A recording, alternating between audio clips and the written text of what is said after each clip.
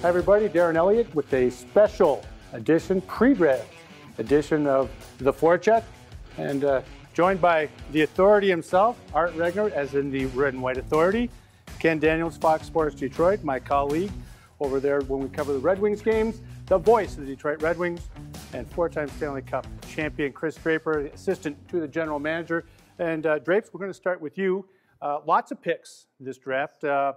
Can you remember how you accumulated all 11 picks? Yeah, well, 11 picks, that's obviously very exciting for the organization, especially with where we're at. Ken Holland's done a fantastic job the last couple of trade deadlines by acquiring those picks.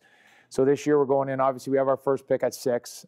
We have Las Vegas pick that was part of the Thomas Tatar trade. Then obviously we have the 2 second-round picks. We have Ottawa's pick that is going to be huge, that we acquired actually in the Brendan Smith trade. The Rangers had both their second and Ottawa's second, and we chose Ottawa's second, which is obviously looking like a very good move, early second-round pick. So right off the bat there, we have, those are our 4 picks that we have within the top 40 to 36. Yeah. And then basically we have 3/3. So we have 7 picks inside the top 100, which is, pretty exciting. It's a great opportunity for our organization. It's a great opportunity to step up and get some players that we've watched. We did our amateur draft meetings about a month ago. Just finished up the combine that was held in Buffalo. And from there, we're interviewing players, we're targeting players, and it's an exciting time. This is a good draft. Obviously, everyone knows about Rasmus Dahlin and what he's going to be, but there's a lot of good players available, and for us to have 7 picks inside the top 100 is huge for our organization. I think fans would like to know too, do you look at by position or best available? And the second part of that is, did anything change drastically in terms of how you ranked the kids from Buffalo and even from the draft meetings? Certainly, it's a lot of information gathering. We basically, I think it was 85 players that we interviewed Monday through Friday, and on top of that, we had 3 dinners, which I think we all kind of ate a little bit too much. But you sit there. We did Red Wing staff player and kind of went every other seat to sit there and just try to get them in a comfortable position and just to talk to them. Try to get to know them, see how they're ticked, see how they're wired. What are they interested in besides hockey? Find out about their family. It's interesting because for the most part, when you like the way a player plays, right, you actually can really relate to him off the ice and at dinner or in the combine room. And if you don't really like the way the guy plays, you see that as well. So that's the interesting part of the combine. Did you interview Dahlin? We did. Why? Why did any team outside of Buffalo interview to be honest with you, Tyler Wright, who puts the list in, we all kind of gave it to Tyler about that. But you actually have and like why I said, did Dahlin just say no? Well, I'm going to Buffalo. What else is he going to do? He's there for a week. You might as well, get dinner. Right. We talked about. No, we didn't take him out for dinner. Oh, okay, good. Yeah, you weren't getting your money's worth on we that saved our money on that. Good. But it was. I mean, you're sitting there talking to him, and you just realize why this kid is special. Why is it's first of all, he's a great kid. You can sit down and have a conversation with him, and it's like you've known the kid for 15 years. Just the way he handles himself, the way he looks people in the eyes, the way he talks to people. My question to him was, when did you realize you were that good? Like, when did you realize that you were going to be a prodigy type hockey player? Do you ask him that? Like, how, I did, yeah. Put it on him to recognize the interesting thing, and he's kind of like, his question was, well, I'm not sure I'm that good yet. And, that's, and he said, the right answer? And we kind of said, well, we disagree with you. But, and he used to be a forward. He was a centerman. And then I think he's played 3 years at D, and he's obviously, he's accepted his new role pretty good. But I'm sure he enjoyed it because he wanted to talk a lot about the Swedes that played for the Detroit Red Wings, obviously Nick Lidstrom. He wanted to talk about Nick Lidstrom, and he actually kind of put me, like I was getting interviewed, he kept asking me what makes Nick so good. That's confidence. Well, that's what I need. Yeah, and that's where, that is confidence. You just sit there and you find out why Rasmus is going to be a special hockey player. And the one thing, you have to put your list in before the lottery. Okay. So our list was already in of who we were going to interview before the lottery. That makes Otherwise, sense. to your point, there'd be 30 other teams that wouldn't be interviewing him, and it'd be a slow week for him. Yeah. What about, and I'm going to start with you, Art, because you've been writing about the prospects in the system before we go down the line to Drapes. Who's in the system that might have a chance to change potentially who gets drafted because they have a chance to step into the lineup next year? Well, actually, the latest Red and White Authority, the Red Wing podcast on DetroitRedWings.com. Shameless plug. I'm so Jeff Blashill actually announced he thought about 7 prospects legitimately have a shot to make the Red Wings next year. Michael Rasmussen, the #1 pick last year, and they said, because Rasmussen was a little bit of a pick that people said, wow, you really want to go there at #9? But his interview process, that kind of sealed the deal, that it was a consensus in the room, in the draft room, that this was the guy you were going to take. Not only is he an exceptional hockey player, but he's also just a really quality person. Is that what really made you fellas take Rasmussen? Yes, and we also felt the unique skill set that he brings, a 6'5" centerman that can score goals, and he's got an excellent stick. He wins puck battles. He knows how to get to the net. He knows how to make plays. That was something that we like. And the thing that I always want to try to find out with these young hockey players, who loves the game? Who loves the game of hockey that's going to make themselves a better player? Raz is going to face some adversity, and he's going to have to dig in, and he's going to have to embrace it. He's going to have to take it on head on. I believe he will.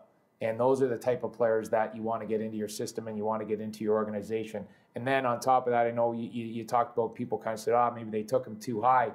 But the thing is, if you don't take him then, you have no chance of getting him later. So when you like a player, you have to step up and take him. Everyone said the same thing when we drafted Tyler Bertuzzi.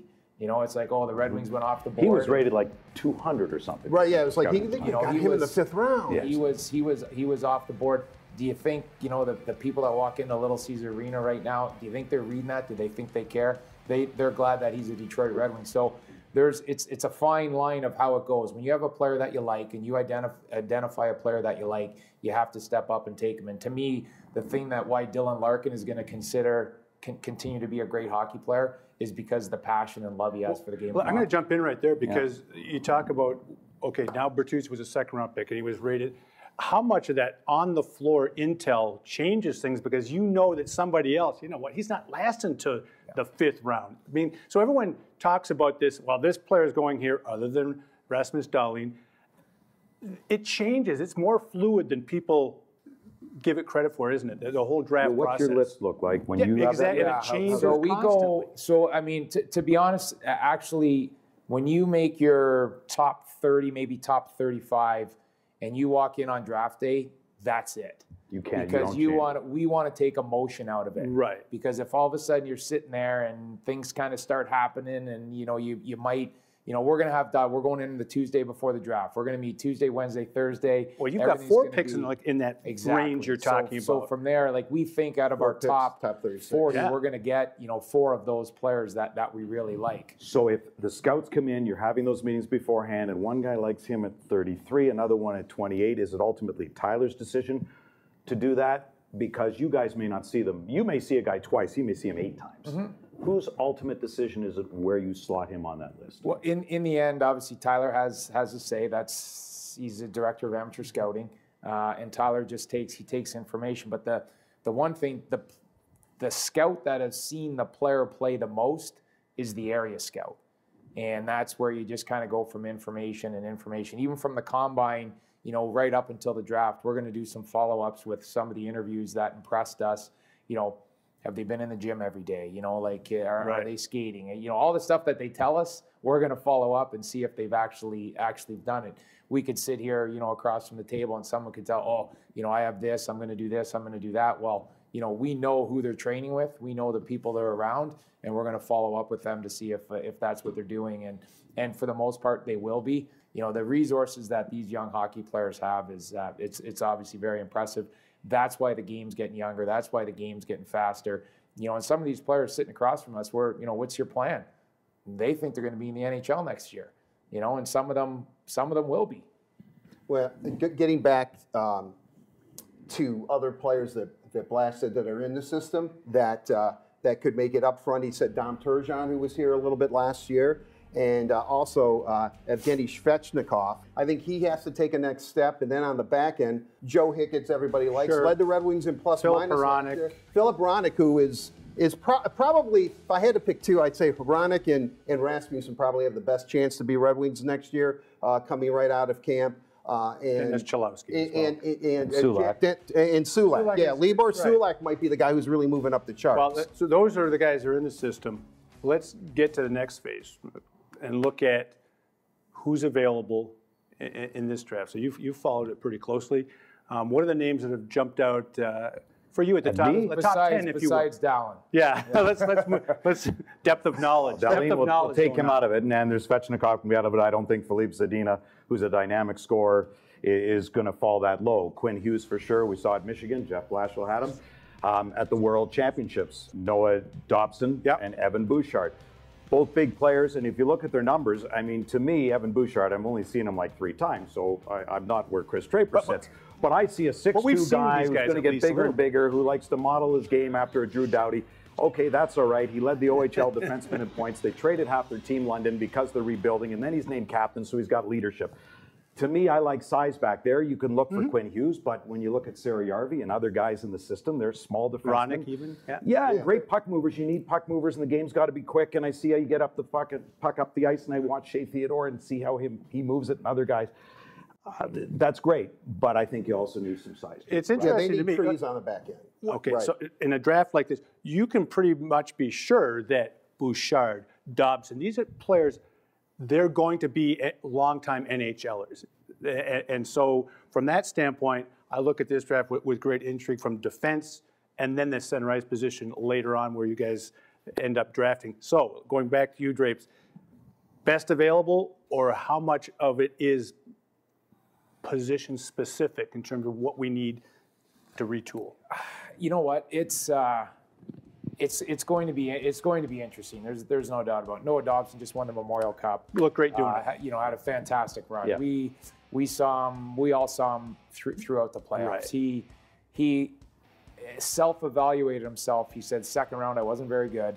I saw him in the first round. He was excellent, and then obviously third through the Memorial Cup, he was fantastic. He's 6'3". He's an effortless skater. Better skater than Bouchard? Yes. Yes. Yeah. Excellent skater. Another right-handed shot. Now, the one, Bouchard's a late 99, you know, and Dobson is an August birth date. So, you know, that matters, it does. Yeah. It does. A lot, yeah. You know, so really, if you look at, you know, Bouchard, he's got 1 more year of junior, and then he's turning pro. Dobson has 2 more years of eligibility. So there is, you know, that has to kind of come into play. The thing that we haven't talked about, Ottawa picks 4, Arizona picks 5. So we're sitting there and we're talking about how we like these guys. Well, who's going to be available? Someone might make their choice, make our choice for us, you know, when they're sitting there and these players come off the board. You're talking about, guys, the thing about defensemen, when you think about it, they're going to average, you know, 24 to 26 minutes a night. A top forward is probably 18 minutes. You go through a whole season, you go into the playoffs. That's a lot of minutes that, you know, a defenseman is on the ice more than a forward. So that's something, too, that, you know, you start looking at. So for us, in the end, when you start throwing out, you know, you look at the wingers that are going to go Svechnikov, you got Zadina, you have Brady Tkachuk, you have Oliver Wahlstrom. You know, these are all high-end wingers that, you know, are going to score goals, that are going to be very good wingers and are going to have very good NHL careers. Then you go to the D, it's Dobson, it's Bouchard, it's Hughes, it's Boquist. You're right in the mix. Like there's a lot of names out there. Right. And so how do you differentiate, or like a kid like Hughes? He's smaller. We've seen him. Yeah. But there's an elite part. Like, you know, the word elite doesn't get associated with the skill sets very often, but his skating is elite versus a guy like Bouchard, who's more of a well-rounded package, but doesn't have elite, maybe a shot. Yes. Would be associated with. Shot's a weapon. Yeah. It is. Yeah. It is. But how do you, okay, so there you go. How do you go, we're going to, if they both were available, elite skating versus elite shot. Yeah. How do you differentiate? Yeah. I can't answer that. Like, Well, how about Bouchard? I have a question about Bouchard, though, that seems why I think perhaps maybe, the organization might be favoring him is his ability to quarterback a power play, which the Red Wings can do that already. Well, can he do it? At the AHL, this is a guy last year who was great in prospects camp and did virtually nothing in the prospects tournament and he just did it in the American Hockey League. Right, I granted, but what I'm saying is that you need two guys to quarterback a power play, right? You have two units. Why don't you bring in Bouchard as well? I mean, I hear that is the thing that makes him, that he's almost, and I know Pavel Datsyuk fans, that he's almost a magic man on the blue line when it comes to quarterbacking a power play. Have you seen that skill? I have, yeah. There's definitely, I mean, his shot is a weapon. It's a game changer. There's deception in his game. He has the ability to make a great first pass. He has hockey sense. I've talked to Dale Hunter. I've talked to their general manager. It's like I said, it's all about the information gathering of how much you can get, on a prospect. He plays in a program, the London Knights, where players get better and players go on and have good NHL careers. The London Knights do a very good job at developing their hockey players. So we have a lot of information on Evan Bouchard. He's 2 hours down the 401. So we've got a lot of looks. We've got a lot of interviews. And those are. You put a list together and you have guys that you gravitate to somebody that you really like. And it's from going over and watching over and over again. These are all healthy debates that, we're sitting here and the four of us are having them. Yeah. We've had them. Thanks for including us. Yeah, no, but it's, but that's what we continue to do. And we're going to continue to do it right up until, probably on the third. Now, the thing is, the hockey's finished. They're not playing any more games to change your mind on what's going on. The work's put in, so we have a pretty solid list put together. We like our list, and then from there, we'll follow up after, just meeting at the combine and getting to know these guys. We're going to follow up and see how their off-season training is going, and will there be some tweaks or so? There's a possibility of that, but for the most part, the work's been put in by Tyler Wright and our entire scouting staff. We always use this term on Red Wing broadcasts, which I think Ken Holland blames Draper, although we attribute it to Ken Holland. He said it wasn't me. Are the days of overripe over? Yeah. Yeah. Can we stop using it now? Yeah. They're overripe at 18, 19, Well, 20. the game has changed. That's what we're just talking about. When you start talking about what these kids, how they eat, what they know to eat, how they train, when they know to eat, the sleep that they taught, like everything. It's amazing. They're getting it at a junior program right now or at a college program. It's almost the same touches that our NHL players are getting. And that's how it is. And then they go from the end of the season, they probably take, 7 to 10 to maybe 2 weeks off. They get right into right into their training program. They want to get these kids, it's such a fun game to play. They just want to continue to get better and better and better. And those are the players, that we want. The one thing that, we talk about in this draft, could be top 40, could be top 3 rounds. There's going to be a player. There's going to be a player that is going to be better than the industry thinks. Mm-hmm. And he's going to end up, he might be a 3rd round pick, could be a 4th round pick. Jamie Benn was a 5th round pick. Right. And the interesting thing about the Dallas Stars, they had 3 5th round picks. They took Jamie Benn with their 3rd 5th round pick. So they took 2 other names. To my point, yeah. But they were no dumber than anybody else. He was out there for everybody. Exactly. No, but my point is they had 3. Yeah. They had three 5th round picks. They took him with the 3rd one, and now all of a sudden he's a cornerstone of their franchise. There's going to be players in this draft, and there usually is when you look back on it. And we've had some that are hanging in the rafters, and probably a couple more that are going to be in there that people just kind of doubted what they were, but with will and determination and passion and love for the game, they turn themselves into Hall of Famers and superstars. We focused on defense, but let's push it just a little bit further because you have, the team has so many picks, like you said, 4 in the top 36. Center, ice position has to be another, because to me, and my viewpoint on this is, centerman can come in and play wing. We've talked about Rasmussen. Right. Wingers can't come into the NHL and play center. Yeah. So right off the bat, you're going to want the best talent, but centerman later in that 1st round. There's some names that have jumped up. You pronounce them. Jesperi, Kotkaniemi. Kotkaniemi, yeah. Yep. He's So really rising up, though. He's risen up. But there's some kids that are intriguing to me. I mean, Jake Wise, National Development Team program, second half, had a real good year. Barrett Hayton, I liked him in the OHL from the there's a lot of discussion about Barrett Hayton, Right. whether he's 10, whether he's 20 to 30. Well- I've heard both. Yeah, you're right. He's kind of like Bodie Wild. Some guys rate him high, some guys who's a defenseman, but I mean, you know, he's all over the board too. Delandria. Now, so to me, there's a pool of centermen. They haven't been talked about a lot because they're not front part of this draft, which is rare. Is that something where, as an organization, we're looking at centermen as well? Oh, absolutely. You know, we all talk about D, but you ramble off. There's a lot of D that we put out there that we're talking about. We don't really talk about the center depth in our organization because we don't really have much. You know, so there's conversations about that. I haven't had to talk about it for a long time, but as you guys down the middle start retiring, we saw Datsik, you know, all of a sudden, soon, right? And so, okay, Dylan Larkin has made those strides. Yep. Well, who's behind him? Exactly. Right. I mean, so to me, I have a question about Rasmus Kupari. Okay. Is he a forward or a center? I heard that he could play center at the NHL level. He plays, when he's playing for his men's team or in the junior league in Finland, he's a centerman. When he goes to play in national team events, he plays wing. Any reason? No, they just kind of said they want. Could he be a center at the NHL level? Well, he definitely can be, yes. Yeah. And he's pretty impressive. He is an excellent skater. Yeah. Which is so key. Right, especially. You got to start there, right? Yeah. Anymore, you can't say, oh, he's a marginal skater, but I don't think that conversation lasts very long anymore. Yeah, the game is so fast. I know I'd throw this out there. You may or may not know the answer to this, but you see in the NFL and you see in the NBA, and first-round picks are traded and first overall, et cetera, going back and forth. Outside of the Schneider trade with New Jersey and Vancouver, which was 9th overall, and Bo Horvat, it's a deal that worked out for both teams. Why are top picks never moved in the National Hockey League? Hardly ever.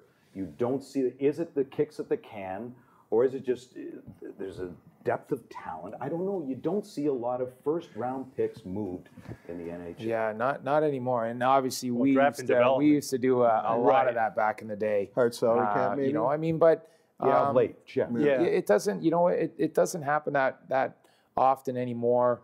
I think teams covet, you know, the top picks, and then you just realize, you know, you need these players pushing through the system. You have to get these players. You have to get. That's how you stay competitive.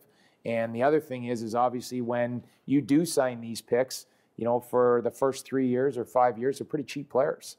You know, so now all of a sudden you get when they turn pro, you know, you get yourself, you know, a first-round pick that's a very good player, or second or third, whatever it might be, and you know he's a cheap pick. And the way that the salary cap goes, you know, you have these players that obviously are taking a big chunk of the cap, and you have to get some cheap players in. And for the most part, those are those players on the entry-level deals. And you, with the more kicks to the can, Grand Rapids was an old team, right? Would you say that? Yeah. So when you look at the draft and the more kicks to the can you got and the 11 picks you have, it's also Grand Rapids trying to get younger, so 3 or 4 years. Not to use overripe, but you do have more players to choose and congratulations to Ben Simon, by the way. Head coach. There's a good man right there. Guy who can Now, I mean, obviously the 11 picks that we're making this year, you know, they're not going to, for the most part, won't be eligible for 2 years down to Grand Rapids. Yes. But yeah, I mean, we think, Giovanni Smith, he's turning pro. You know, we think Gio's going to come in and have an opportunity to play in the top 6. And the challenge on him is, you know, have a great rookie year. It's going to be a big adjustment. Make sure you're training hard and in the summer. And Sean Horkoff and Dan Cleary, they're all over it. Well, he was in the playoffs. He really was. On the run for Kitchener. And, you know, we're hoping that, you know, a year from now, that Gio is going to challenge for a job. And that's how we're going to get back into the playoffs. That's how we're going to get competitive, is to expedite the process of our younger players. And to me, I'm a big fan of what Dan Cleary and Sean Horkoff are doing in our player development side. They're doing a real good job. The linking of that is completely different now, because I talked about, with the Authority, Red and White Authority, Jeff Blashill talking about Ben Simon, Sean Horkoff. He's talking about Dan Cleary. That is all seamless, way more than it ever. It used to be the NHL head coach had no clue about what was going on, didn't really care. Now that it can't be that way. Yeah. The amazing thing, like Sean has always been real cutting edge on his training. You know, and he's brought in some real good training, you know, for our young prospects to really challenge them, challenge their hands, challenge their minds, wants to make them get better, wants to help them get better. You know, when you look at, you know, Sean he was drafted, you know, out of Michigan State. You know, he ended up making Edmonton. He was a fourth-line guy. He went to a first-line center. He was captain of the Edmonton Oilers. He's done it all. You know, and then Dan Cleary, you know, he was a big name coming into the draft. You know, I always kid around that I saved his career when he came to Detroit, and now hired him for player development. So I just keep giving with Dan Cleary. But you know, like the amazing thing is they've been there and done that, and that is so important. You know, like I talk to those guys a lot during the winter time, and you know they get phone calls, and you know one of our centers is going through a drought or whatever it might be, and they want to know, well, how do you get out of it? And you know, like they've been there. You know, they've been through that all. So they can sit there, they can have the conversation and tell them, try this, try that. You know, if something doesn't work, go from there. So it's they're a real big piece to the puzzle moving forward, no doubt. Awesome that you spend the time with us. You can stay here and listen to our chances of being general manager, or you can play. Can I ask one more quick question? Of course. Why not? Just one more. I know I'm famous for it. Draper, he has 40 minutes. He's 39 and a half. One more means two. Minimum. One more question, Chris. Fire ahead, Art. One more question. 2018 supposedly is an extremely deep draft. And from people that I've talked to, they say that there could be a bit of a snowball effect if perhaps, you know, everyone's looking at Montreal. They're the key. If they end up trading their pick and moving down, and before Lou took the job with the Islanders, there was a big rumor that they were going to trade Pacioretty in the third pick to the Islanders. There's a question in here somewhere. 11, 12. Okay, what I'm saying is this, is that do you anticipate that this could be a little bit different, that this could be kind of a free-for-all in the first round of teams start feeling the pressure or feeling the heat, and that if you really want somebody that, you know, the Red Wings have been honest. We're open for business. We could trade up, we could trade out, or we could stay at 6. Do you think that this could be a real you know what? Actually, time? we've had those conversations, and I'll be honest with you, we will try to play out every scenario possible if our phone rings. You know, the last thing that if all of a sudden a team, you know, if a player that they covet, you know, just maybe drops 1 or 2 spots and they think they have an opportunity, you know, you have to sit there and listen. There's no doubt. And for us, we have to be prepared for that. So we'll play out from looking at all the draft grid and who has what and who's picking where. You know, we're certainly going to, when we answer the phone, we'll make sure that we're prepared for anything that's coming at us, because it happens quick. And all those, but all those picks will give you options. Absolutely. Right. Yeah. And wait till Carlson gets traded, and that sets the whole thing afire. Right. By the way, when you say the phone rings, and I know we've got phones on the tables there, do they text you or do they call you? No, it's to the phone. Yeah. But no, Kenny wouldn't get a text from another GM? For the most part, the phone rings during draft day. Yeah. Just I think because for the, you know, you have your phone maybe in your pocket, it's vibrating, and you know stuff's going on. So the phone rings, and I think there's 4 on the table, you know, and it gets, even last year, you know, like it gets pretty anxious when that phone rings, and you get excited to hear, you know, what's going on, and the conversations are going, and the scenarios. In the end, you know, going into that, we're ready to make 6. If the phone rings, you know, we'll certainly listen, and we have an opportunity to get 4 players early. You know, obviously through Friday night's round 1. Saturday we're up in the morning, we're right back at it. You know, you get 2 picks right away. So the exciting thing is you know, when Friday ends, and this happened last year, you're sitting there and you have names on the board and they're on our list, and all of a sudden it's like, you know, you get up the next morning, you like you said, there's a player there that you really like. Now, you know, we have an opportunity, obviously, with the Ottawa's pick and our pick. We're going to be pretty active first thing Saturday morning, so it's exciting. Will you, do you anticipate, I know you can't give any secrets away, do you think you have 11 picks this year? Will you draft 11 players, or do you think that perhaps 11 you could do? I don't think you're going to go more than 11, but could you go less than 11? Well, you have us trading picks to move up, Art. Is that your scenario right now? I think you're going to move up. Oh, you do? Oh, yeah. I'm convinced. You mean I mean, you're going to try. From 6? From 6, yeah. I think there's a couple players there that you really covet. We that just if went you from can the make a deal, forecheck to the authority. if you can move up, I think you'll move up. I think there's a couple. Well, why am I sitting here then? Exactly. Why, you're still sitting here? Why did you even invite me to this show? Places to go. You were the one I wanted. When we were talking, I said, get Drapes, man. The man knows what he's talking about. I appreciate that. And like I said, for us, it's an exciting time. It's an important time. Draft is, especially after you go to the combine and you have those interviews and you start talking to those players. And like I said, we've, from a scouting staff, watched over, well over thousands of games this year just to go in and to get it right. And we know how important it is, to the organization. We're excited about it. I've talked to a couple other scouts who are like, man, you guys are going to have a ball this year with all those picks, and especially where we pick, having, like we talked about, the 4 picks inside the top 40 and the 7 inside the top, 100. It's exciting.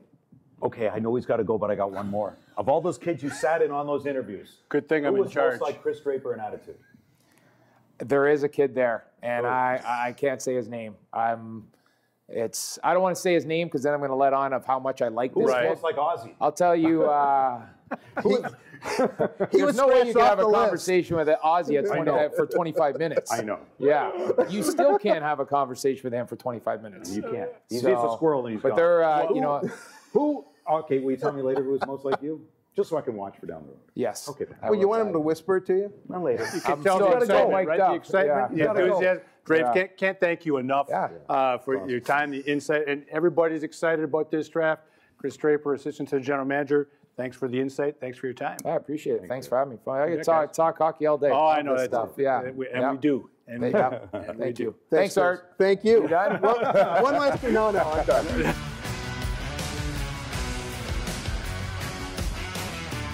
Here we are with the second period of the Forecheck, or overtime if you prefer. I'm Darren Eliot, Fox Sports Detroit. Art Regner, the Red and White Authority, and Ken Daniels, the voice of the Detroit Red Wings, Fox Sports Detroit. We get to be the GM now because the assistant to the GM, Kris Draper, is out of the room.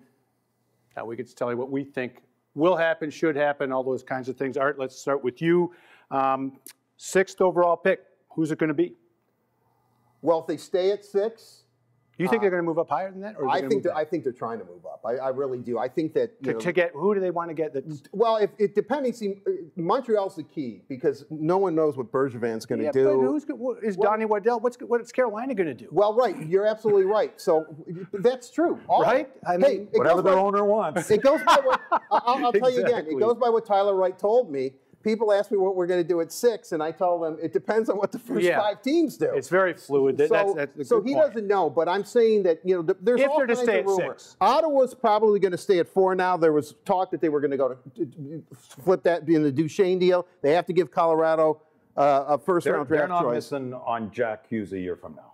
No. Take that chance. They have to. See, but that's what I thought too. But now they're saying Ottawa's going to stay with that pick, which means they would have to give Colorado that pick. I hope they're really good this year, or much Ottawa, better, they don't fall into that because of the Jack Hughes. Hughes. Right. If Ottawa, I would think that they'll probably go at 4-2 and take that risk. But boy, it's a big year for them. My point being is if Detroit can trade up high enough, let's say, and that would have to be 3, which right now is Ottawa's pick, I think they go for Philip Zadina. I think that Ken.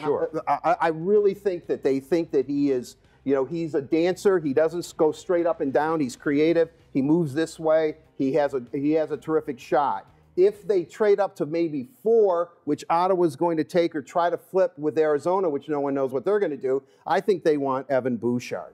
Yeah. I think Bouchard I saw Evan Bouchard. No, I saw him this year. I got to see him in a game. He had 10 shots on goal. My only thing is because he's a little older, they cleared the way for him in London to have that second half. And don't forget, it behooves the OHL teams, the junior teams, to do that because it makes sense for them to get their players drafted. So I don't know all those numbers.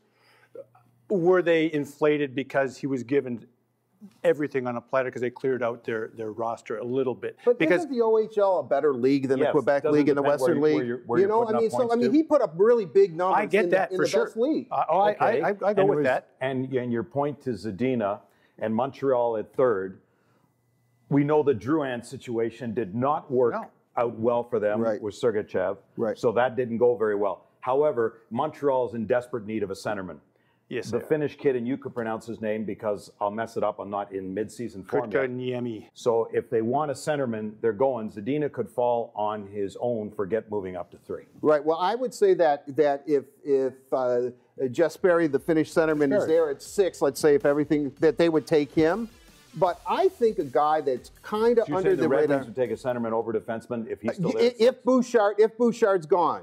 I think Bouchard's the guy, and I think they desperately need I think there's some validity there. I think they desperately need a center. But if Kakamenini is, Jesperi, if you become a Red Wing, I will learn how to pronounce your name. But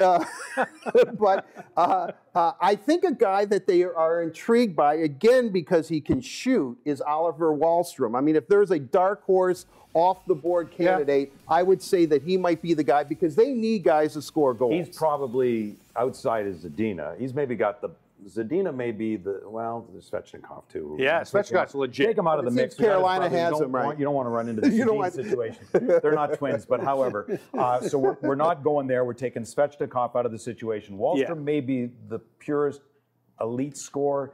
Zadina may be right there. Right? But Wahlstrom's a very good, even though that miss he had at the open net late, I felt so badly for him in the tournament. Second to go to tie the game for the U.S. But he's a great scorer. But you better be a game changer on the wing, again, to me, because you have to score. Because you can't go and play center. You don't see wingers. You don't impact the game that way. Right. But centermen coming out of junior, coming out of college, they can play wing for a while.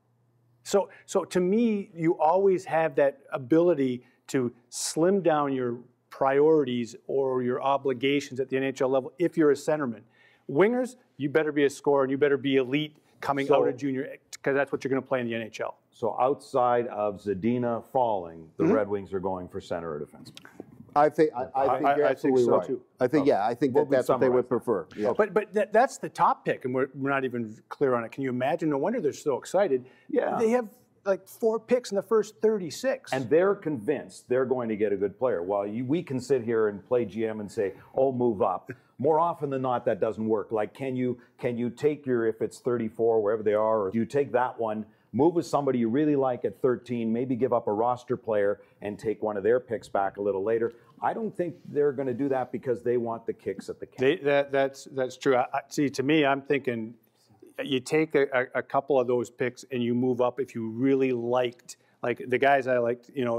I really liked the kid Barrett Hayton because to me, he's just a hockey player. And I say that with all the sincerest. He does everything well. The best 200-foot player they in like the draft. him. Is it a Bergeron type of game for him? Exactly. Well, and he was a second-round pick. Yeah.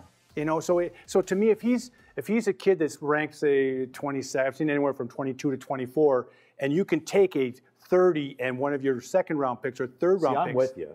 And move up. But to stockpile what they've got and chances. If you look through the draft percentage chances, the more kicks at the can you have, the better off your chances of doing it. If you're moving 2 or 3 to move up 6 spots to get the one you like, what if 2 of those 3 were good and become very good play? You're just I just think that the Red Wings philosophy, and we've been around this team forever, all 3 of us. I think their philosophy is a little different this year than in previous years. I think when Ken Holland just comes out and says, quote unquote, we're open for business and we're going to be aggressive.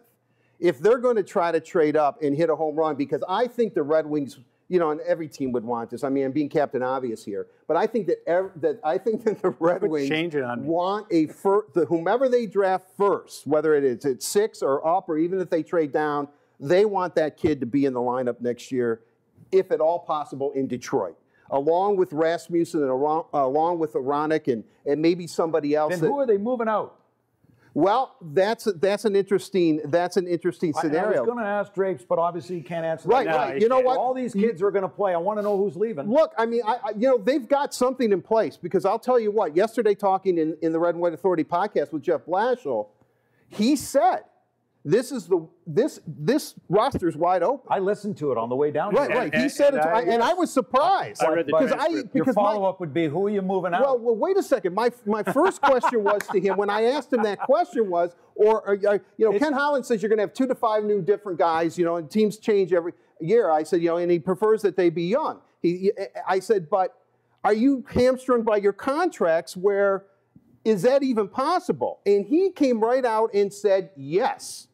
He says this is the most this is going to be the most competitive Red Wing camp that they've ever had. So who knows what they're going to do? But that's a coach saying that the rosters are open. He's not going to worry about contracts. So even though the business side of it, ultimately long-term, lots of times, there's contracts do play a part. And you may, if you want some of those kids who you really want to play, you're thinking you can get, then maybe at the draft you're moving a contract out and have to give up one of your picks to move that contract. But for people who say buyout contracts, you've got to look at the big picture. And when the Red Wings are going to be competitive in a few, competitive to a point that just isn't first round and out. But if you're thinking where people say, oh, just buy out the contract. Well, it's 2/3 the contract over twice the period of time.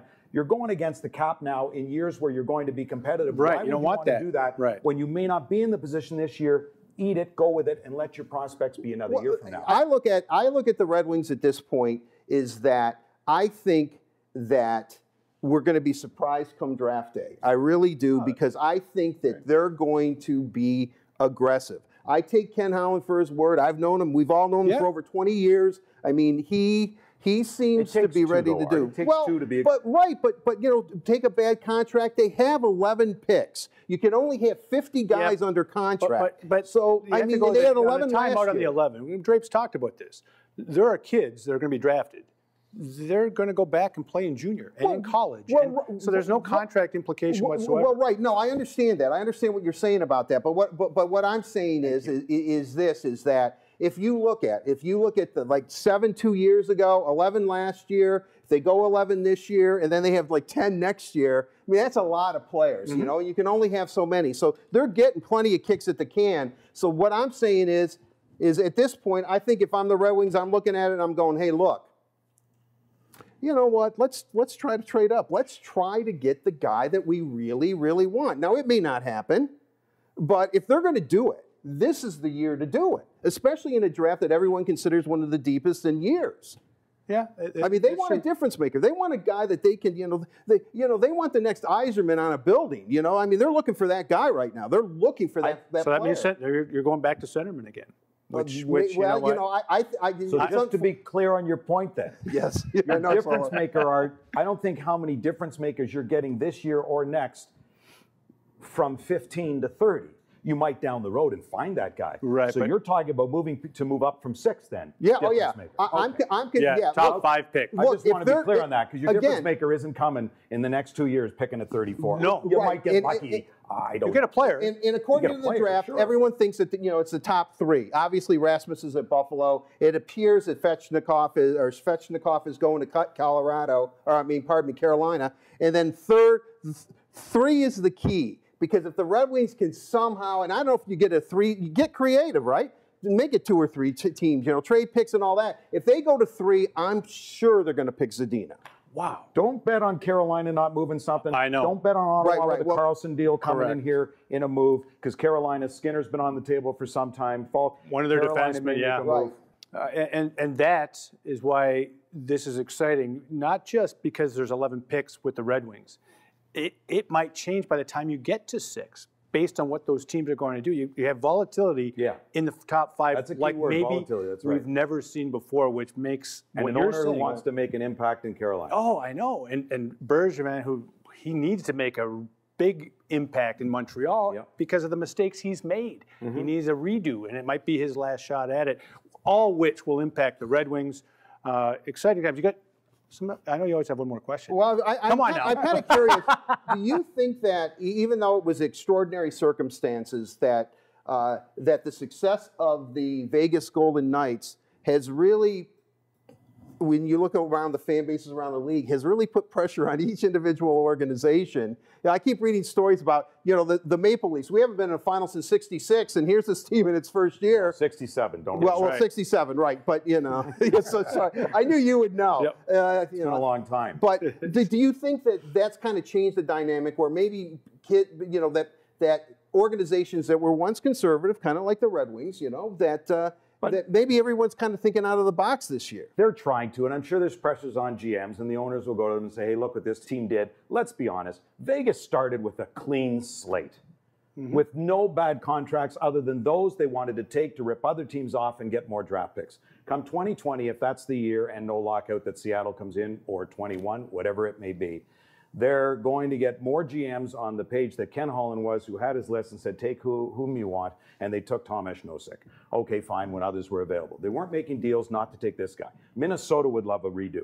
Florida would love a redo on who they give up, Marchessault and Smith. Well, you're right. That's why Seattle. So that's going to change. It hit lightning in a bottle for Vegas, and they made wise choices. Shea Theodore, good defenseman. They had Fleury as a starter in goal. They were drafting. I love when Vegas says we're the misfits. They were the 10th and 11th best player, with one team coming in, not two for expansion, to pick. A lot of them were first, second, and third round picks, these guys. They weren't bad players. They're not misfits. We could only protect 7 forwards, 3 defensemen, and a goalie, or 8, 2, and 1. That's what teams were doing. Come on. No, I don't buy the whole misfit. No, but let's love the story, because still what they've done is tremendous. What they've done on a lot of levels. Yes. Has it made some players or some GMs jumpy? Yeah. I don't think so. No. You know what's changed? Draper said it. The kids are more ready than ever to contribute in a league that's a cap era league. You have to remember, so you need some of those young players, because of those entry-level contracts, have to have value. They have to contribute. So you have to go down that path, whether you want to or not. And the Vegas Golden Knights have great prospects coming. And this year, while they've lost their first Thomas Tatar deal, 1, 2, 3 for that. That was a great deal. That was a great deal. Right. Let's say that. But Vegas has very good prospects coming and managed cap well, but they're going to lose James Neal and Perron. They got Tatar to replace him. William Karlsson's shooting percentage was near 20. It's going to fall to probably 10. Is he going to score 43 or is he going to score 25? Where are they going to make up 60 goals next year? All I'm saying is, if Vegas missed the playoffs next year, would anyone be shocked? No. That's all. All right. Given that there's no volatility between 1 and 6, who do the Red Wings take? Evan Bouchard. Bouchard for sure. Darren? Noah Dobson. And with that, we've had fun with this, the pre-draft edition of the Forecheck. Guys, can't thank you enough. Art Regner, Ken Daniels, I'm Darren Eliot. Let's go Red Wings.